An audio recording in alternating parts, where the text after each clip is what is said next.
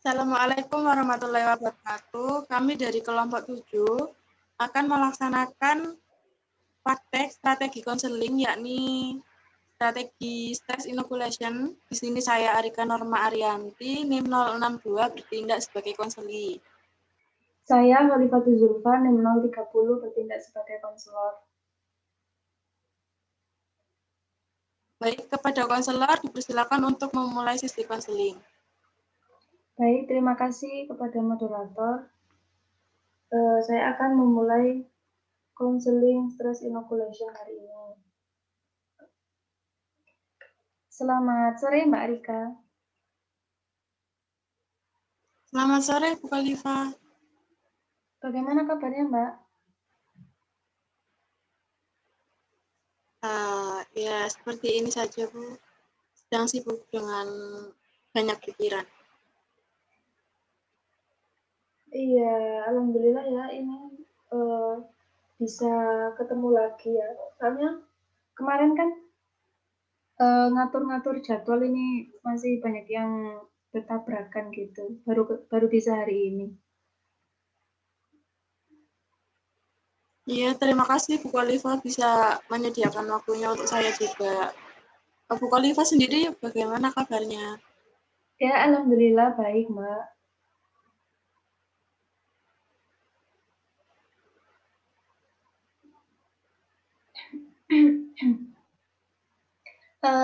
Tentang yang kemarin, permasalahan yang kemarin itu sekarang bagaimana perkembangannya, Mbak?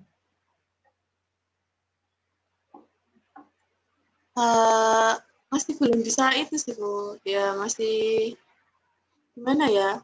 Kayak tertekan aja kalau dengar kata tugas. Tertekannya, Belum bisa kontrol sama. ya. Jadi ya nggak bisa kontrol. Nggak bisa ngontrol emosinya gitu ya. Iya sih, kayak sering sedih gitu. Terus gimana ya Bu? Namanya juga mahasiswa kan. Apalagi saya mahasiswa baru. Iya. Rasanya aja gitu dari SMA terus ke kuliah. Ya emang sih kegiatannya kayak belajar mengajar gitu kan. Cuman lebih banyak tugasnya, rasanya kayak berat aja gitu. Kayak saya nggak akan bisa melalui ini. Jadi masih kaget gitu ya sama perkuliahan gitu. Ya sepertinya begitu. Jadi yang membuat Mbak Rika ini tertekan, terus kepikiran gitu karena banyak-banyaknya tugas gitu, tugas selama kuliah ini. Ya belum lagi juga ditambah awal kuliah itu ada orientasi kan Bu. Itu juga capek banget. Terus setelah orientasi, baru beberapa hari setelah orientasi seperti nggak ada jeda untuk istirahat aja. Jadi kayak belum siap dan ngerasa berat gitu. Jadi ya kayak kaget gitu ya, maksudnya Mbak Rika butuhnya istirahat atau sehari atau 2 hari gitu, tapi nyatanya harus masuk kuliah dan aktif. Iya, libur pun rasanya juga masih kurang. Kurang ya. Kalau boleh tahu liburnya berapa hari, Mbak?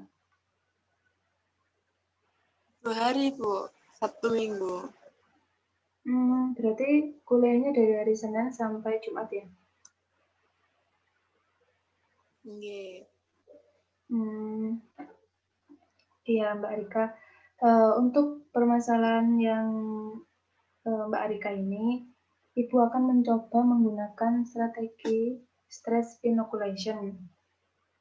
Nah, strategi ini akan membantu Mbak Rika untuk mengurangi stres dan juga meredam emosi tentang permasalahannya Mbak Rika. Jadi nanti untuk langkah-langkahnya dimulai dari rasional. Rasional itu nanti berisi untuk apa strategi ini digunakan dan bagaimana cara untuk mengurangi dan meredam emosi dan juga stres Mbak Rika. Lalu juga ada pemberian informasi tentang apa itu stres dan cara mengatasinya. Ada juga nanti latihan dan praktek coping namanya. Setelah latihan dan praktek itu nanti akan ada penerapan coping. Lalu setelah ada penerapan coping ada nanti di akhir konseling akan Ibu beri tugas sedikit. Baik, Bu.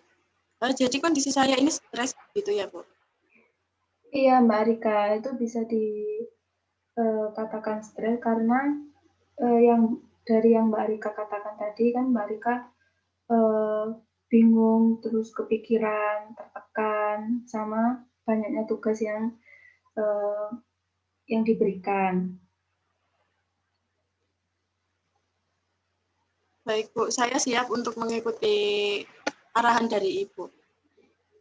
Apa sampai di sini sudah bisa dipahami atau masih bingung? Mungkin sedikit bingung dengan langkah-langkah yang disebutkan tadi, tapi sepertinya nanti bisa sambil berjalannya ketika penerapannya begitu. Jadi Ibu ulangi lagi ya. Jadi nanti langkah-langkah dalam strategi stress inoculation ini diawali dari pemaparan apa sih itu stres dan bagaimana cara mengatasinya. Nah, setelah diberikan pemahaman seperti itu, lalu beralih ke latihan dan praktek coping. Coping itu semacam cara untuk menanggulangi. Jadi latihan bagaimana Mbak Rika bisa menanggulangi rasa stres yang Mbak Rika miliki. Setelah dari latihan dan praktek, itu kemudian akan diterapkan pada permasalahannya Mbak Rika. Nah, setelah diterapkan, nanti ada sedikit latihan di akhir konseling nanti untuk mengembangkan lagi kemampuan Mbak Rika dalam mengendalikan stres itu. Seperti itu. Oke. Sudah lumayan paham, Bu. Iya. Nah, bisa dilanjut ya?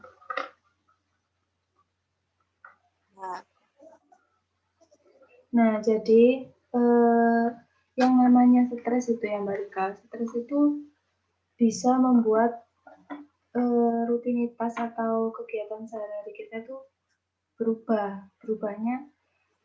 Berubahnya itu kan biasanya kita makan, terus tidur, mandi, itu kan biasa ya, melakukan itu biasa. Tapi ketika sudah ada stres, ketika sudah punya stres, kan sudah punya rasa stres, terus pemikiran yang berlebihan, yang tertekan seperti itu bisa mengubahnya bagaimana. Jadi yang biasanya makannya enak itu jadi tidak enak makan.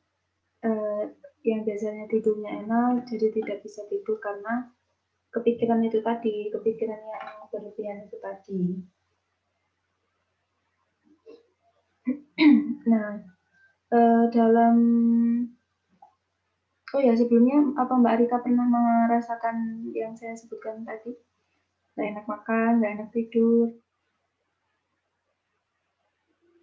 Iya, Bu. Seringnya susah tidur. Insomnia? Ya, sepertinya insomnia. Terus juga setiap beraktivitas itu kayak gimana ya, Bu? Kayak nggak bisa maksimal gitu. Jadi ini ya, kayak sedikit malas untuk mengerjakan sesuatu gitu. Ya, banyak rasa malesnya, terus kayak nggak kepengen ngapa-ngapain aja gitu. Seringnya di sana. Oke. Nah, dalam strategi stress inoculation ini, untuk penanganannya ada dua jalan ya. Yang pertama adalah mengatasi emosi ini berfokus pada coping pada masalah. Jadi fokus penyelesaiannya ini pada masalah yang Mbak Rika alami. Untuk yang kedua, cara yang kedua itu coping pada emosi. Artinya penyelesaiannya ini berfokus untuk meredam emosinya Mbak Rika. Nah, berdasarkan dua pilihan tadi itu, kira-kira Mbak Rika mau pakai yang mana? Jadi ada dua gitu ya, Bu. Ada dua pilihan. Iya, Mbak Rika. Yang pertama, kita itu fokus pada penyelesaian masalahnya. Lalu yang kedua, fokus pada peredaman emosi. Saya inginnya yang peredaman emosi aja sih, Bu. Kayaknya itu lebih cocok untuk saya, karena sepertinya dikontrol diri sih yang kurang. Oke. Berarti kita akan fokus pada peredaman emosinya Mbak Rika ya. Ya, Bu.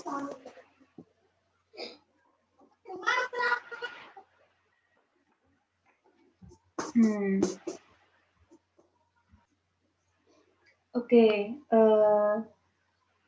Coping pada peredaman emosi ya. Nah, dalam coping untuk meredam emosi ini juga terdapat beberapa langkah beberapa cara ya yang bisa digunakan. Mbak Rika pernah mendengar relaksasi? Belum. Relaksasi itu seperti upaya untuk meregangkan otot-otot ya. Kita mencoba untuk menyamankan diri kita, merilekskan diri kita dengan beberapa cara. Kurang lebih seperti itu. Baru. Nah, selain relaksasi juga dalam coping pada emosi ini bisa menggunakan ini melalui keterampilan yang dimiliki atau hobi. Kalau boleh tahu hobinya Mbak Rika apa ya? Kak saya sih hobinya nulis, Bu. Lebih sukanya di nulis puisi. Menulis puisi ya, itu bagus sih, hobi yang bagus. Lalu selain ada yang pertama tadi kan melalui relaksasi, lalu yang kedua melalui keterampilan atau hobi, dan yang ketiga ini melalui curhat kepada orang lain. Nah, kalau dari tiga pilihan ini tadi, kira-kira apa yang Mbak Rika pilih untuk meredam emosi Mbak Rika ini?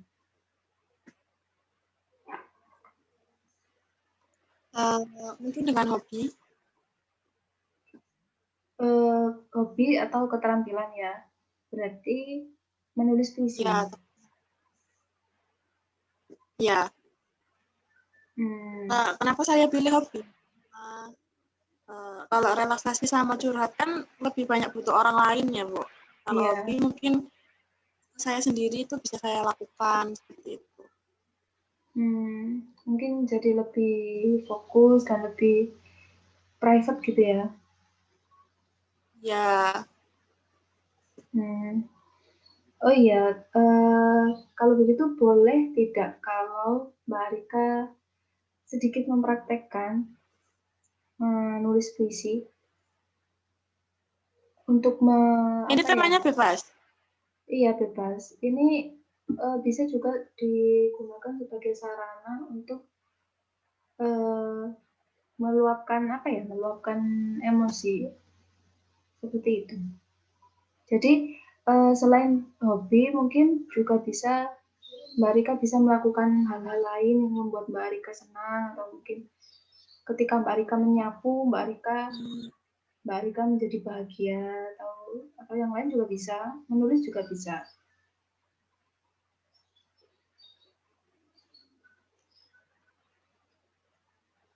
Jadi saya milih menulis aja gitu. Oh ya, boleh. Boleh dipraktekkan Mbak Rika, bisa ditulis sedikit saja.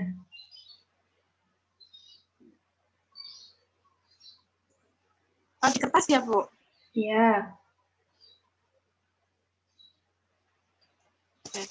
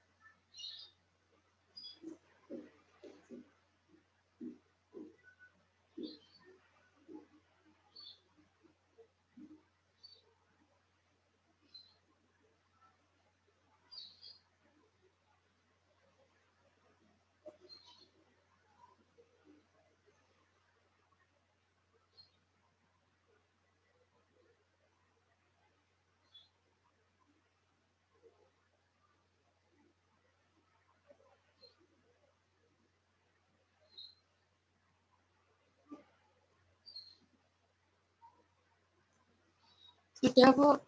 Sudah. Boleh dibacakan? Saya ceritakan sedikit ya tentang puisi saya dulu. Iya. Jadi puisi saya ini tentang kerinduan saya akan hujan. Kerinduan seseorang akan hujan. Boleh. Apalagi sekarang Jadi musim langsung saya hujan ya? bacakan aja nih. Belum mau masuk. Di daerah saya belum. Oh iya. Boleh dibacakan, Mbak.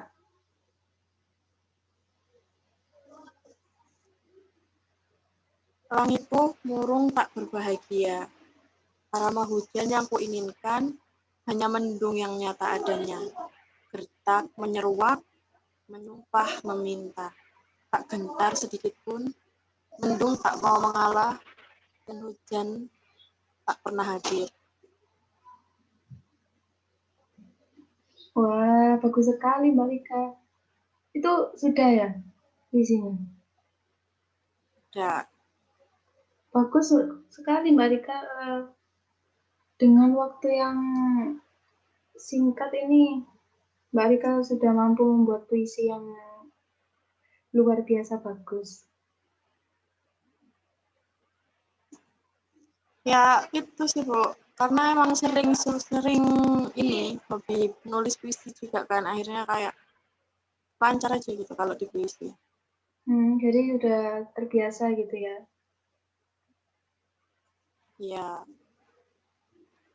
Ya, memang sih ya, yang saya lihat dari Mbak Rika apalagi setelah membaca puisi itu, sedikit menampakkan aura kebahagiaan gitu. Apa ya, maksudnya berbeda dengan yang saat saat pertama pertemuan ini tadi. Apa karena ini ya Bu? Mungkin saya kan senang gitu dengan nulis puisi. Jadi ada perasaan lega dan senang tersendiri gitu. Apa itu juga mempengaruhi Bu? Nah, iya Mbak Rika, itu bisa mempengaruhi seperti beberapa pilihan tadi ya, yang di awal kan ada relaksasi, hobi atau keterampilan, atau bisa juga dengan curhat. Nah, yang salah satunya yaitu hobi atau keterampilan ini kan pasti eh, sesuatu yang kita sukai, yang kita gemari gitu. Jadi ketika kita melakukan hal itu, melakukan hobi yang kita punya, itu pasti memberi dampak yang baik, dampak yang positif bagi diri kita.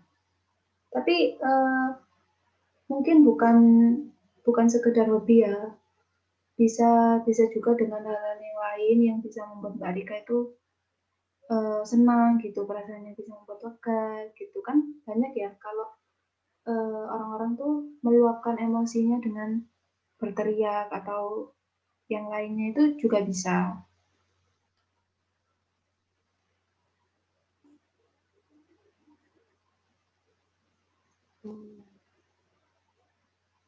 Jadi ada sisi positifnya ya, Bu, Iya, yang bisa diandalkan. iya benar sekali Mbak Rika. Nah jadi ketika kita merasa ada banyak tuntutan, terus membuat kita itu kepikiran, berpikiran terlalu berlebihan sampai nggak enak makan, nggak enak tidur, nggak enak melakukan hal-hal yang lain, itu bisa kita lakukan dengan yang seperti tadi, bisa melakukan apa yang kita sukai, bisa melakukan hal-hal yang membuat kita bahagia, dan dampaknya itu bisa mengurangi stres yang dimiliki.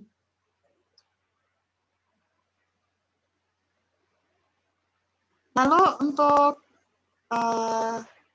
bagaimana saya bisa memanfaatkan keterampilan saya itu ya, Bu, untuk meredam stres yang saya alami begitu. Nah, Kalau untuk keterampilan. ya, kalau dalam pertemuan ini kan Mbak Rika baru melakukan 1 kali ya, maksudnya baru 1 kali proses latihan. Nah, nanti setelah ini Ibu akan memberi tugas untuk Mbak Rika agar bisa mempraktekkan lagi keterampilan-keterampilan seperti itu ketika Mbak Rika merasa beban pikirannya itu sudah terlalu berat, sudah stresnya itu sudah muncul lagi, itu bisa dilakukan lagi keterampilan yang seperti ini.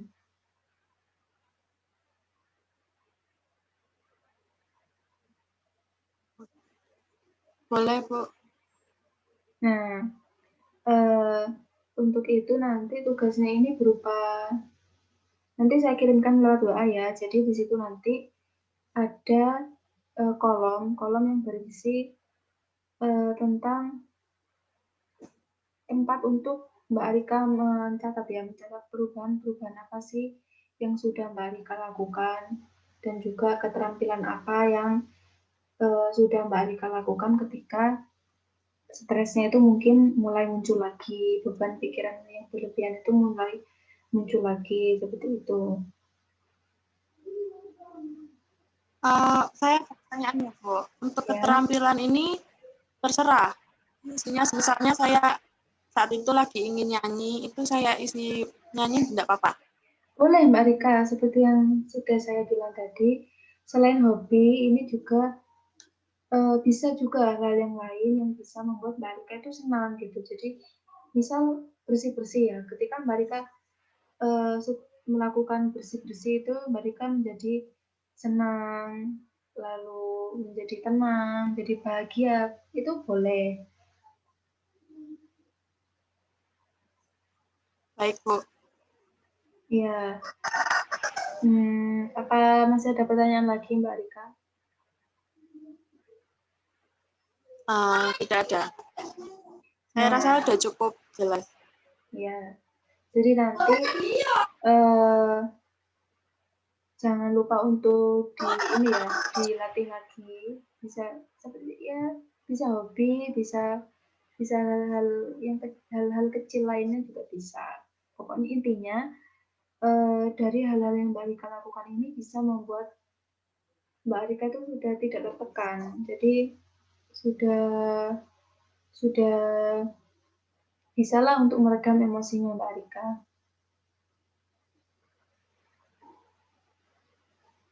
Ya, Bu.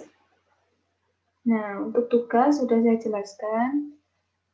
Nanti seminggu lagi hasilnya bisa bisa dikirimkan ke Ibu.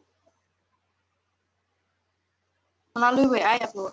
Iya, karena ini masih pandemi, jadi tidak mungkin rasanya untuk ini. Masih inilah ya, masih social distancing. Iya. Ya, nanti bisa kirim lewat WA. Nanti untuk pertemuan selanjutnya bisa kita sesuaikan lagi ya, Mbak Rika. Boleh, Bu. Ya, kalau begitu. Terima kasih, Bu. Ya, sama-sama. Kalau begitu, konseling hari ini bisa diakhiri ya, Mbak? Ya. Oke, kalau begitu terima kasih. Selamat berlatih dan semoga sukses. Sekian, wassalamualaikum warahmatullahi wabarakatuh. Terima kasih. Waalaikumsalam warahmatullahi wabarakatuh. Sekian sesi konseling dari kelompok 7.